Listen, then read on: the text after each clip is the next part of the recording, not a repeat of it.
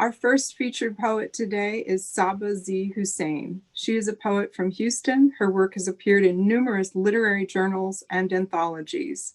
In 2014, she received the Houston Poetry Fest Lorene Pouncey Award for Best Submission by a Female Poet. Recently, she was a semifinalist for the 2020 Gulf Coast Journal Prize in Poetry, and her manuscript was a top 10 finalist for the Texas Review Press's X.J. Kennedy Poetry Prize. Saba studied creative writing at the University of Houston. Please welcome Saba Z. Hussein. Thank you, Leila. Can you all hear me?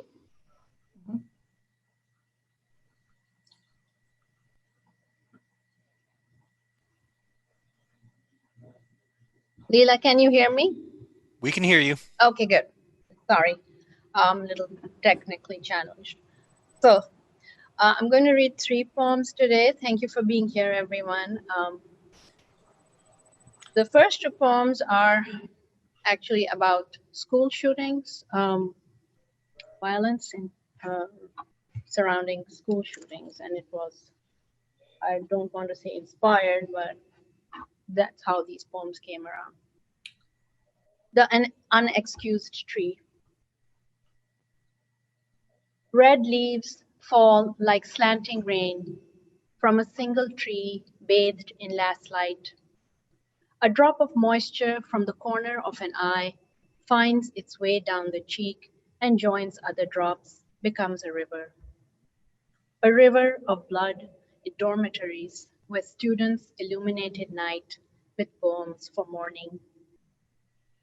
The city lights candles once again at daybreak. A scatter of red leaves on winter grass comes alive with the wind. The podium cold, the tree naked. Next poem is called Like Homemade, and this was published in the Metabolist Press anthology called Enchantment of the Ordinary. Like homemade. One boy said it was like cotton candy, moist bits on face and arms, warm batter splattered on walls, smudged notebooks splayed in the halls. From under the desk, the ceiling appeared muffin-pocked, the air hard, like taffy at the point of no return. Crackling caramel, the light of 100,000 suns piercing the classroom window. Maple sugar when it burns.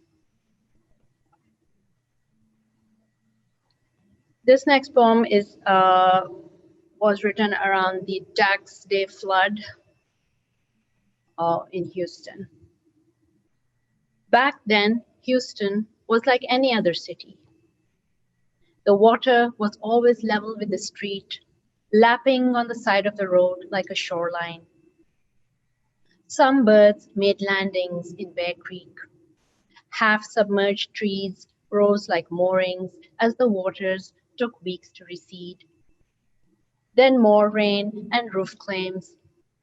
Curbside pickup made special rounds for moldy carpet and soggy drywall left out on self-respecting streets. And the broken fences in your neighbors' homes had nothing to do with any of this. Nor did my gratitude for an uncle in London, 87 years old, recovered from a lung infection and moved to rehab. And all the while, the wars on our screens, the arrests, the daily footage on smartphones, weeks of limp, half-mast flags that otherwise flew in our faces when we braced our spines on the curve of highway overpasses on our way to work and home. On some days, the light, just before the rain, was a translucence between sunflower and a tint of green we wanted to believe in. And when the sky broke into brilliance and the low-hanging clouds scattered, we reached up in unison to gather their soft forms into our arms. And grandson, you were only 3, but so quiet on our walk home from the mailbox. Your head down, eyes on the road, because the cicadas were loud in the trees. Thank you. That's going to be my set for the first round. Thank you, Saba. That was excellent. Our next featured poet is Billy Duncan. She is a popular performance poet and author of 4 poetry books, including Beneath the Desk and the Requiem for the Plastic Clown. She's also a journalist, photographer, and artist, and her poems, articles, columns, photography, and artwork have been published in numerous journals, anthologies, magazines, and newspapers. Please welcome the fabulous Billy Duncan. Hello. Can you hear me?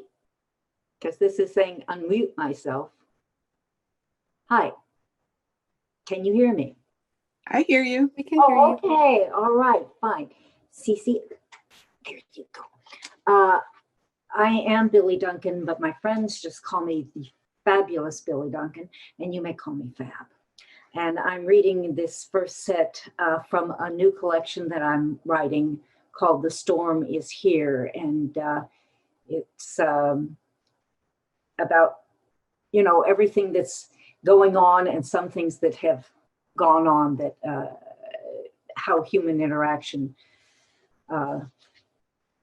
changes the earth. This is B.D. Emerson, A Man for All Oil Rigs, and this is a monologue. I'm not a real articulate kind of guy, but I know beauty when I see it, even strange beauty, like something real scary looking that sort of grabs your eyes and makes them see something your mind never thought of. Take the paraphyla, which you can't do because it lives in the deepest part of the Gulf of Mexico. Regular people can't just pop on down there and take a peek. It looks like a dunce cap on drugs with tentacles, more colorful than a Technicolor dream on acid. There's this teeny little critter called a dragonfish. It's not microscopic though, just real small. If this thing was a puppy though, no kid in the world would even want it. You know how people say something is so ugly that it's cute? Well, the dragonfish goes way beyond that. No one would ever accuse a dragonfish of being cute. No way, no how, no exceptions. Huge jaws and teeth like 100 Draculas. There are like 80 species of those wacko itty bitty fellas down there, just doing what they do and minding their own business. It's funny how you can know a lot about something just from clicking the wrong link on the internet. I never knew any of this when I worked on the rig called the Deep Horizon. I was there when all hell turned into a hell we never knew existed. Someone was running around on fire. Real live human lit up like a torch that was chasing Frankenstein. Someone I thought I knew, maybe a fella I played poker with in the calm nights of the sweet sway of the Gulf. Now burning like I wished he weren't human at all. It was in all the papers and all the news, but they didn't have any idea who we were or what we did. They just needed someone to blame, so they blamed us. I just felt blessed to be alive. 11 men were not so blessed, but there were other victims, silent victims, who lived in the depths of the Sigsbee Deep, and they were not expecting their lives to be turned around because of us. Maybe we could turn the Deep Horizon into a deep sea museum with pictures and stuff about paraphyla and those crazy dragonfish. And kids could learn about their weird beauty. Learn about how they found a way to live down so deep and how all that oil clumped up and fell down upon them like rain birthed in a cold, dark, silent hell.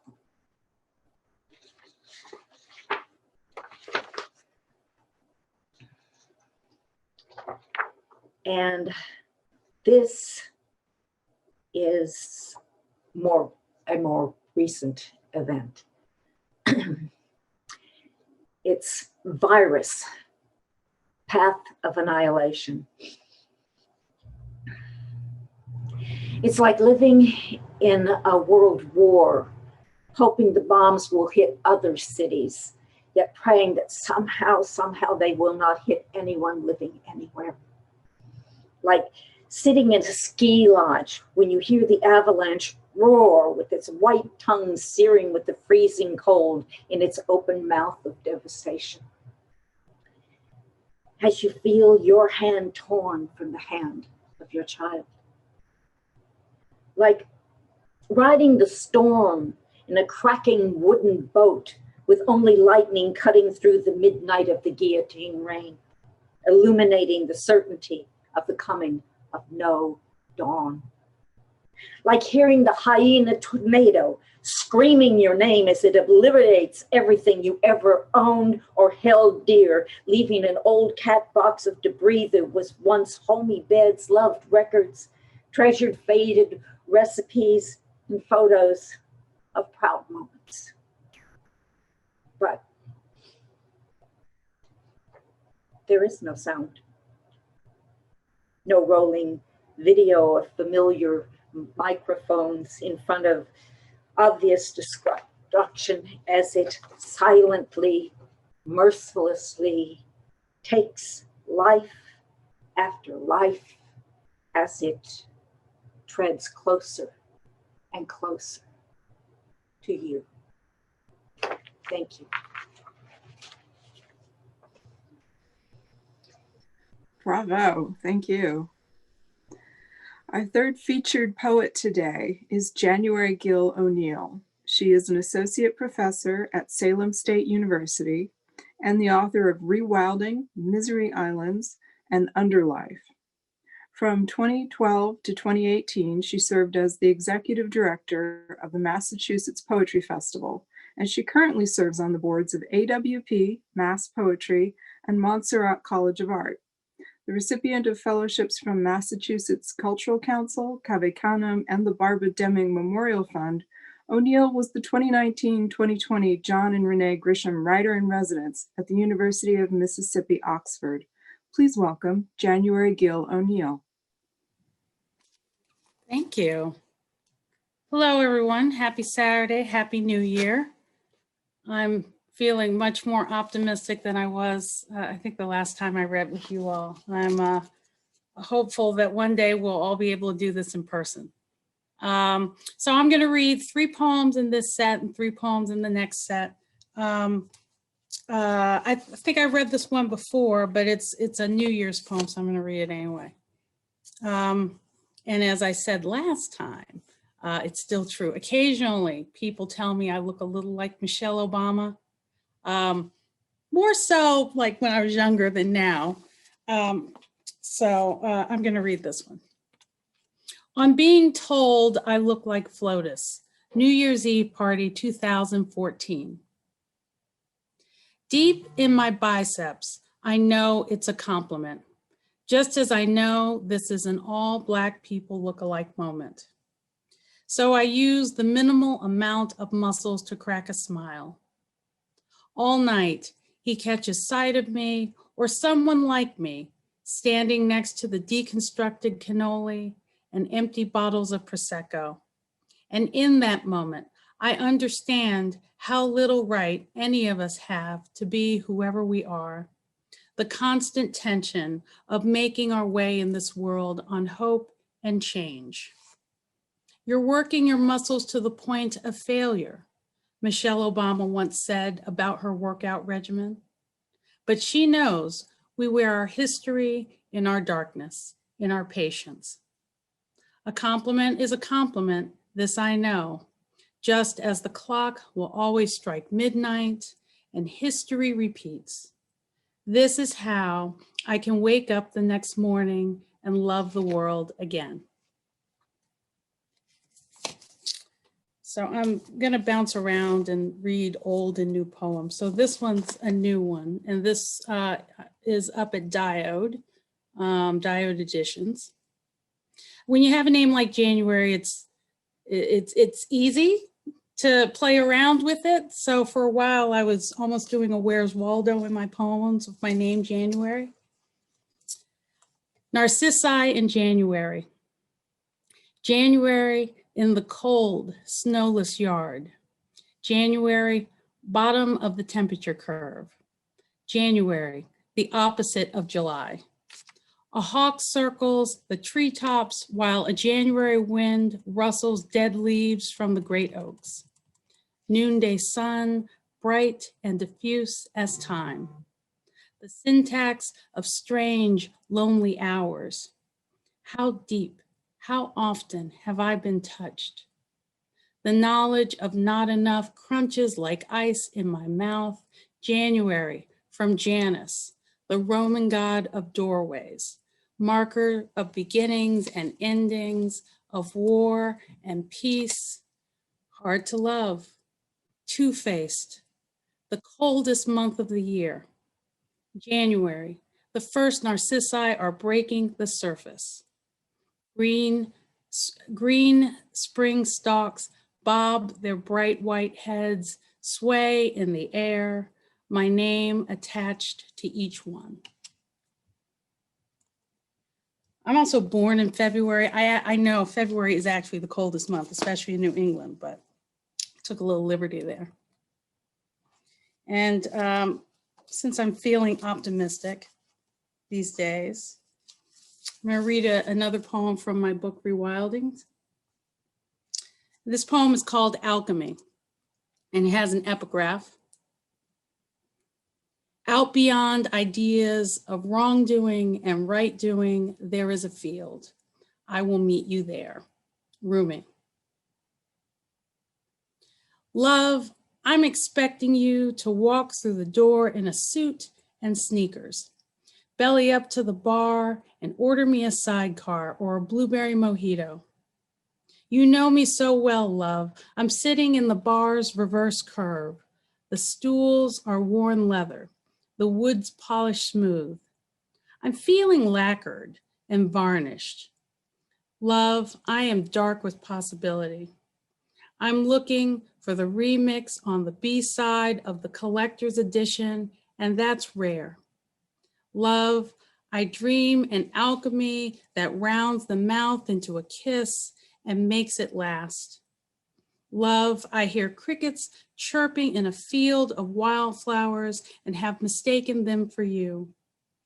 We are social insects in this hotspot buzzkill on this pheromone trail of tears, yet I am attracted to your song. Love, I am smiling with my eyes. Love, I have hitched my hopes to the wrong stars and bars. I have muddled the waters with ice and mint, but there is no substitute for pleasure, which is all mine, which is all right. Love, I'm adorable. Love, I come with a twist of lime off the rim of a glass. Having love. You are here and it is now.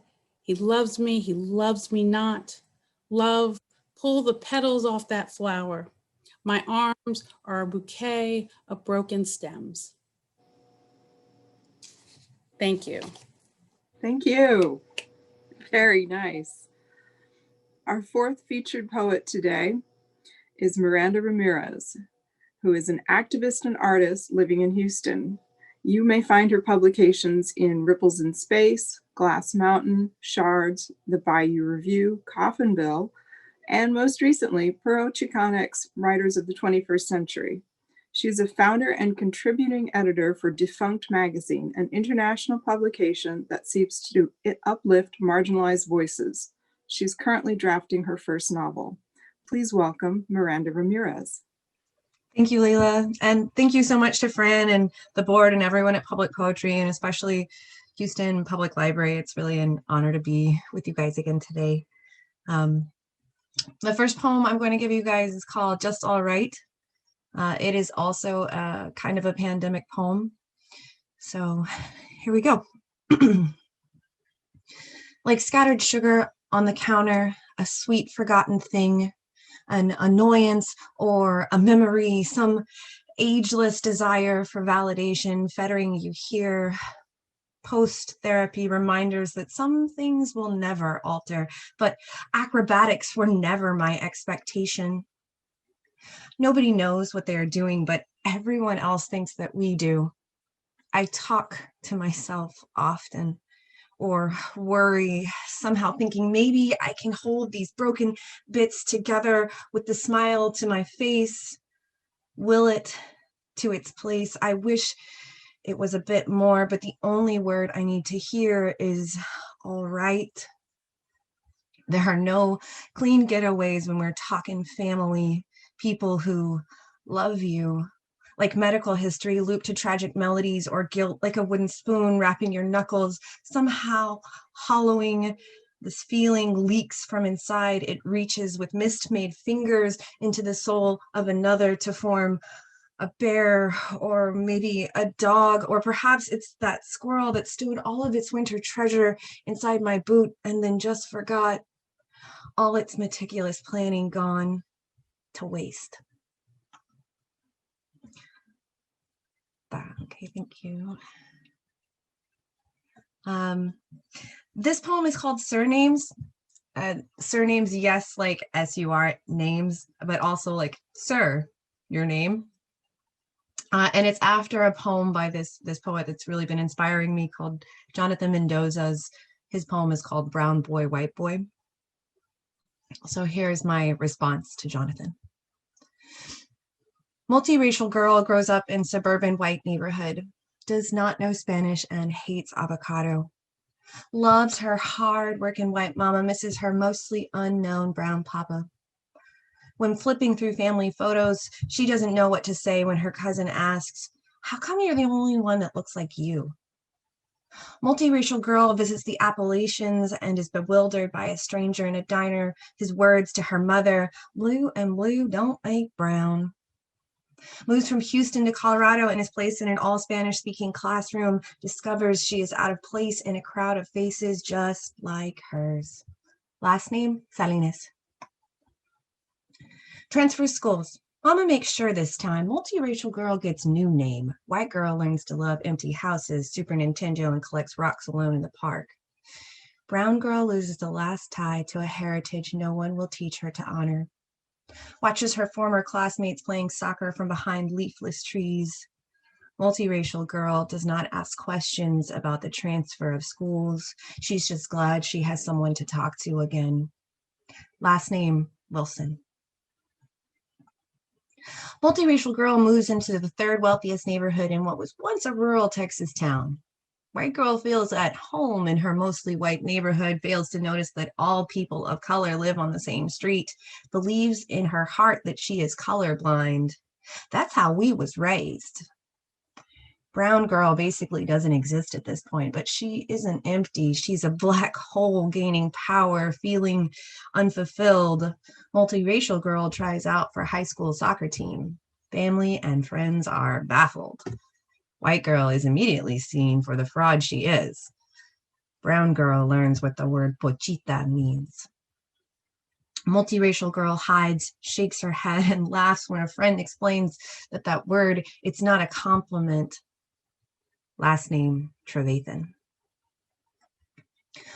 Multiracial girl goes to college, takes Hispanic culture and literature, taught wholly in Spanish, feels pride. White girl is terrified of being called out, bites her nails when on day one the conversation blazes past her clumsy Castilian tongue. Brown girl flexes, begins appearing in written assignments and flashy PowerPoint presentations, reads Anzaldúa, Bolaño, and Marquez, falls for Lorca, and ponders Borges's infinite library. Multiracial girl is mortified when professor openly states to the class that she is a gringada. White girl steps awkwardly aside, tries to quietly hide inside brown girl's skin. Brown girl tells white girl it's about damn time. She will never pass either side's test. That is, it is brown girl that the world will see. But white girl knows it's her they'll always hear. Multiracial girl takes an internship at a Spanish press, defends DACA, hangs out in the East End. White girl tries to explain to mama that she still loves her. Brown girl has questions, demands, resentments. Multiracial girl is a pendulum swinging on a precarious precipice, never wholly one nor the other. Last name, Ramirez. That's it for my first set. Now we'll get back to our featured poets. First up, Saba Hussein.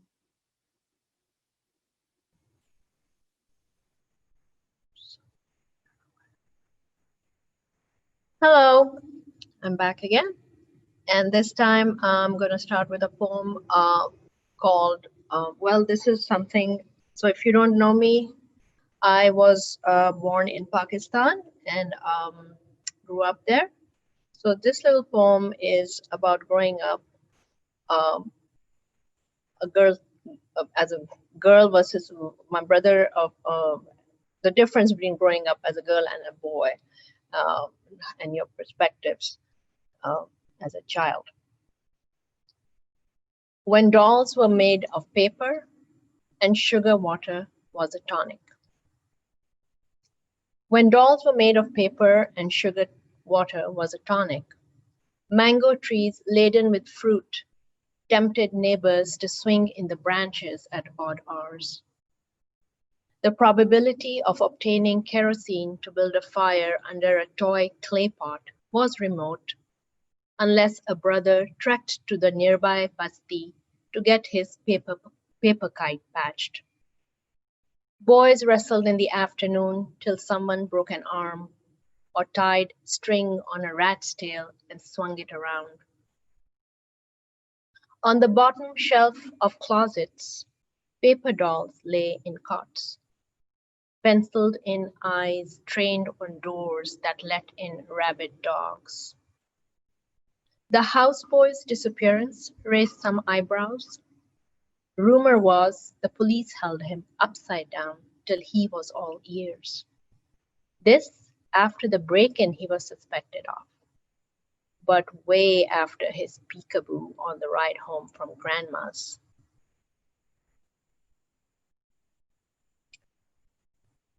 Next poem up is called The Artificial Lake. It's what they call God's Day, my daughter said, as we settled on the grass by the lake to watch birds land.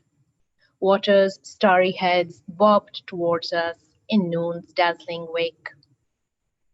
In the circle of 3 young trees, we rested, where pine breezes filled the shade.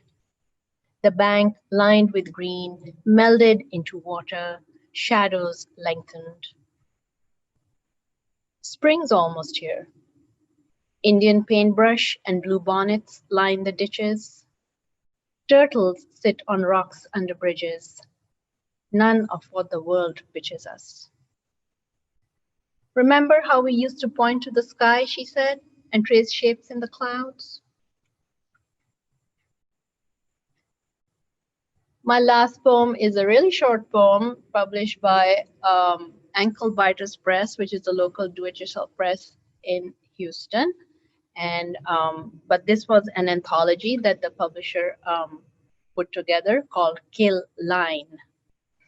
And this poem, the title of the poem is called, it's The Indecipherability of the Ancient City of Mohenjo-Daro. Now, you will have to look up Mohenjo-Daro, but I can just tell you quickly, it's an ancient civilization from 2500 BC, which is located in the province of Sindh in Pakistan.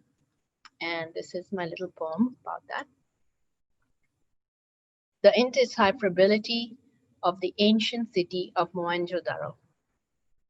Will we be PowerPoints on a 2000-year eve? mud and bricks sliding under archaeologists' feet?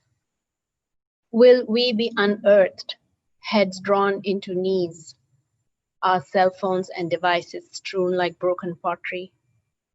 Will we be symbolized by writing no one can read and lifetimes devoted to markings on seals? Will there be that one artifact stirring all narratives? A bronze dancing girl, hand on hip and chin in the air. Thank you. Thank you. All right, let's welcome back featured poet Billy Duncan.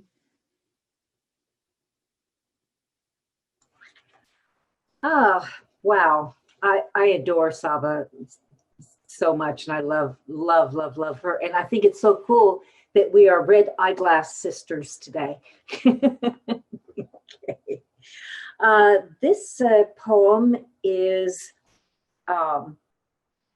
interesting in that it is titled Hours Poetica, H-O-U-R-S, and it is an example of Ars Poetica, which is poetry about poetry. I mean, what the heck? We're doing poetry. This was published last year in the Austin International Poetry Festival anthology. Hours Poetica. Simple, simple, keep it simple. Don't be convoluted or obtuse. Let syllables keep their distance with all the proper spacing.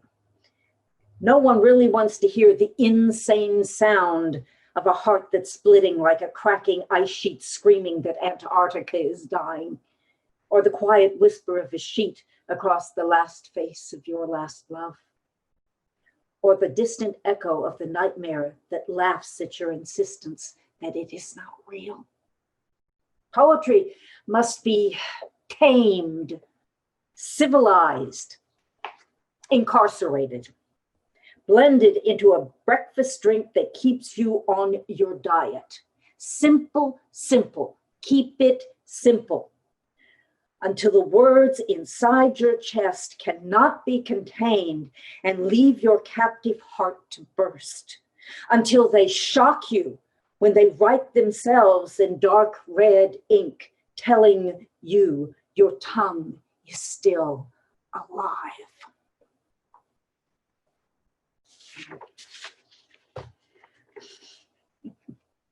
Thank you, Maria.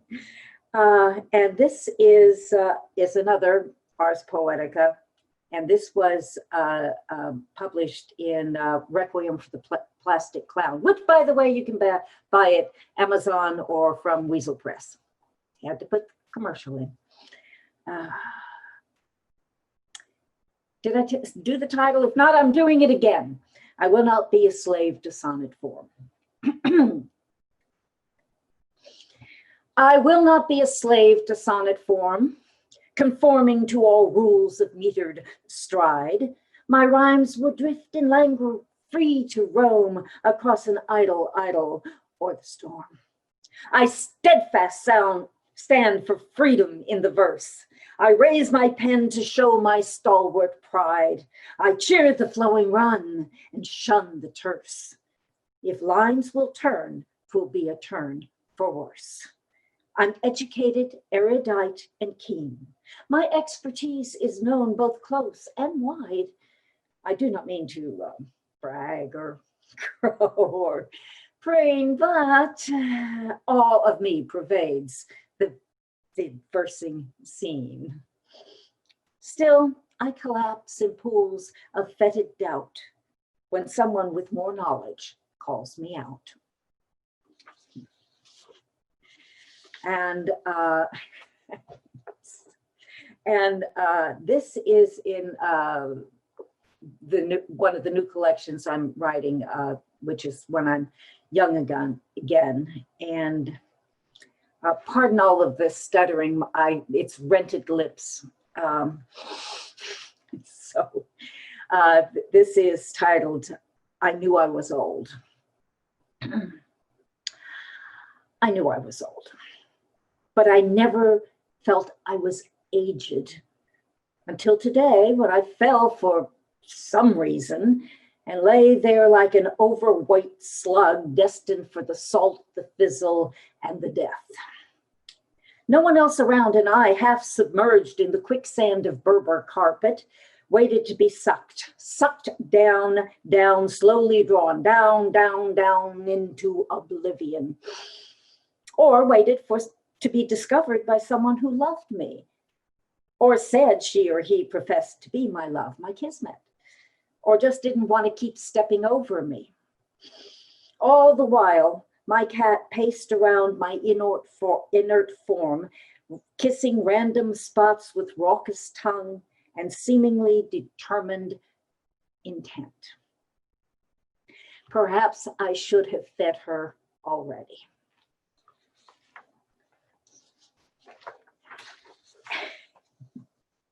And my last little poem is from Beneath the Desk, which was published in 1997.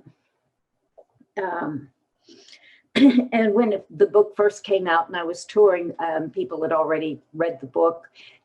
I got requests to read this. So in case somebody else has been a fan of mine for decades and remembers this poem, this is for you, okay?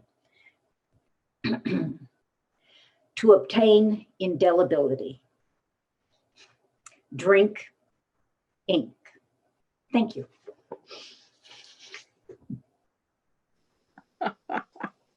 Thank you, Billy Duncan.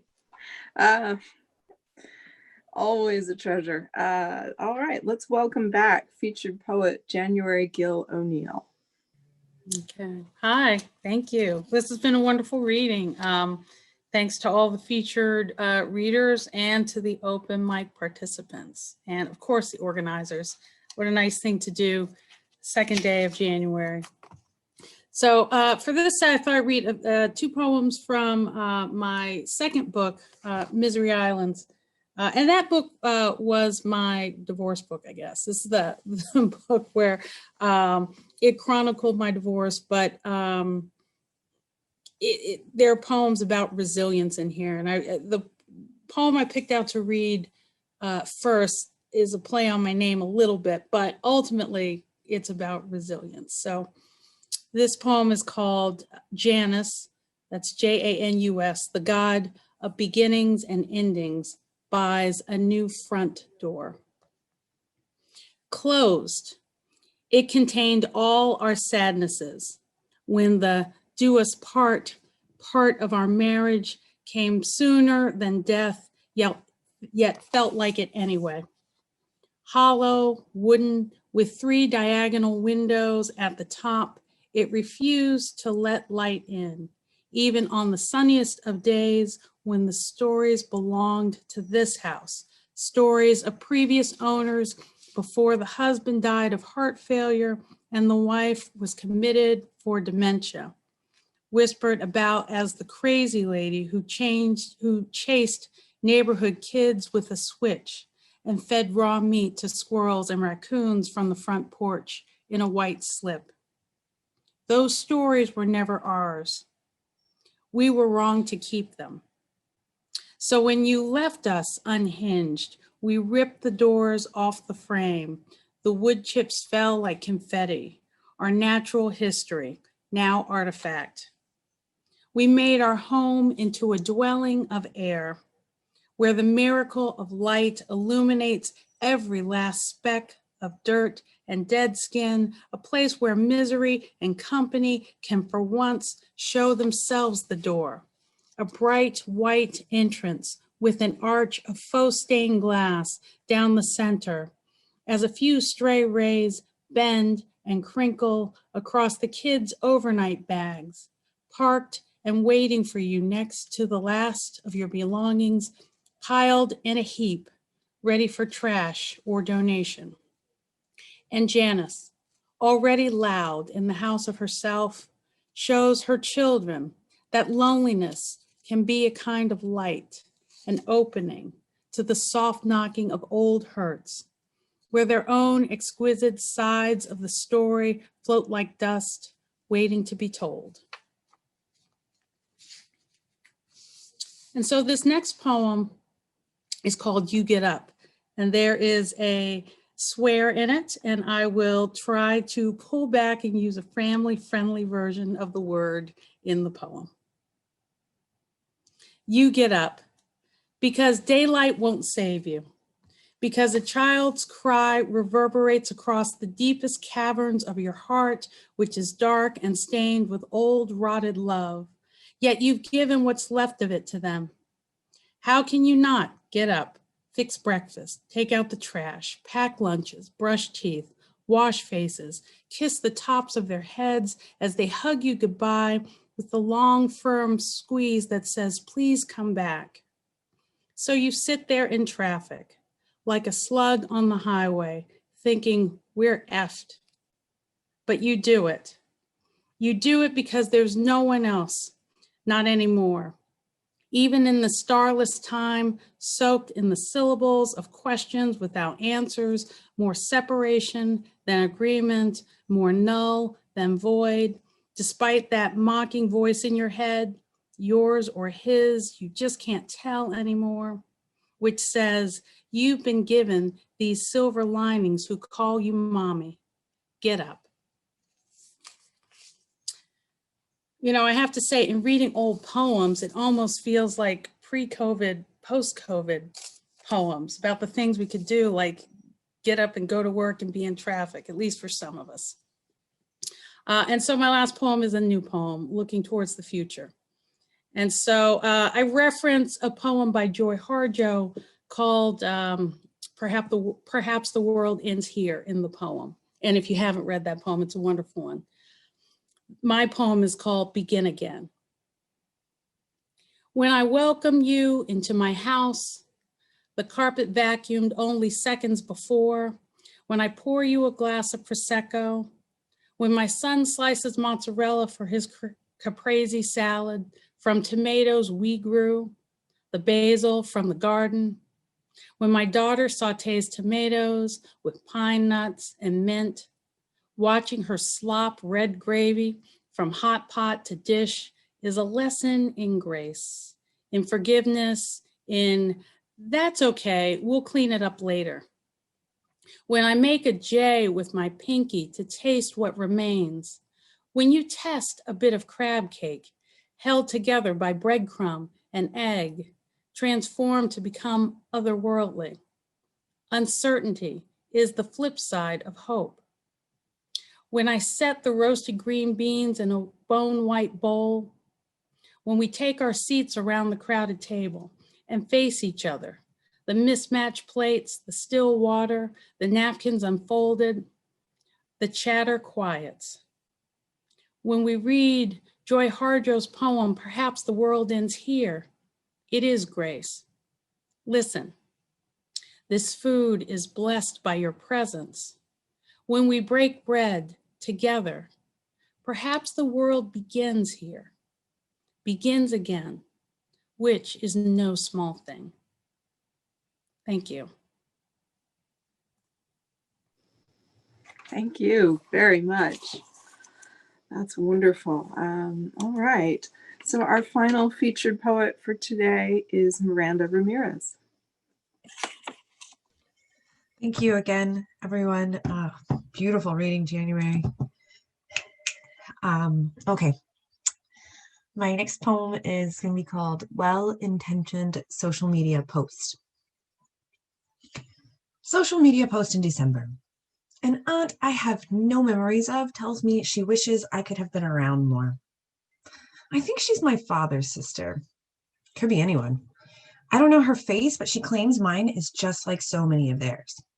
I'm told that I spent time with them, knew them when I was little, before my mother moved us away. As a child, I used to blame her for their absence because, no one wanted to traumatize the baby with the truth. This aunt, she tells me of their traditions, making tamales and gathering at grandfather's house. Note that I said grandfather. Abuelo is a new word to this tongue, too new to attribute to one long gone. But I can imagine the crowded rooms of happy faces, the loud pulse that to me sounds like polka, but I know it's Tejano. Laughter, cumin, and ancho chili is fuming out of the kitchen, beer and lime on everybody's breath. As a young woman, I fantasized about quinceañeras because I was unaware of their meaning. To reassure me, the aunt lets me know that I'm not the only artistic child, that many of mis primos love poetry and music, that her son studied theater in college, that they're funny and smart, that she can see how I'm just like them. She compliments my mother, reminds me that my beauty comes from both sides. She closes, just a tidbit of info for you. As an adult, I buy Rosetta Stone and peasant dresses I'm too embarrassed to wear. Guilty of appropriating my own culture, I consider all the tidbits I've been granted. Scraps from the table.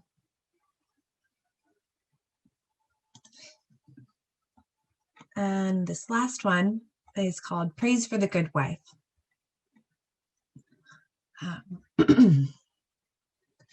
A truly good wife is the most precious treasure a man can find. Proverbs 31:10-31. Bible verses are the last things my friends would expect to fall from these lips. Because they don't know that Grams drugged me to Bible school each Sunday we summered. Doubtless they recant my mother saying Merry Yule in December.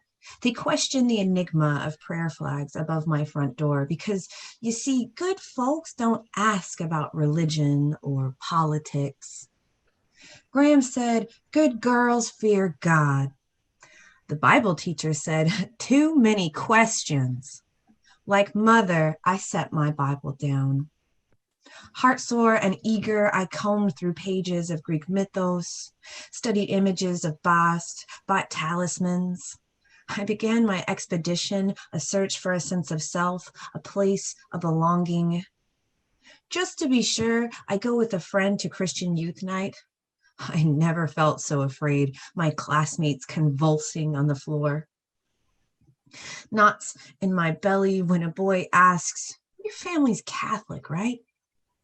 Lying, I tell him yes, because it's easier than explaining. In Bible study, I learned that the good wife makes clothes, prepares food, works hard until late in the night, is always graceful, cheerful. No one asks about dads. Someone told me his family was Catholic. I'm not the only daughter without a father in this family. In fact, it's a tradition of our branch. People said it was Mama's break from the faith that set us apart. But you see, questions are fine when they come from masculine lips, rebellions too. The Bible study teacher didn't explain domestic violence, just that the good wife, she never lets her husband down. She eagerly obeys and seeks his praise. The faith and the family become unanimous in their judgment. Divorce is a sin, but what of the daughters insulted by the scarlet letter of daddy issues? Why should they be blamed when it's the men who failed as fathers, failed to be the good husband? Explain his righteousness to my lonesome mother. Explain it to me, zealot. And that's it for me today. Thank you again.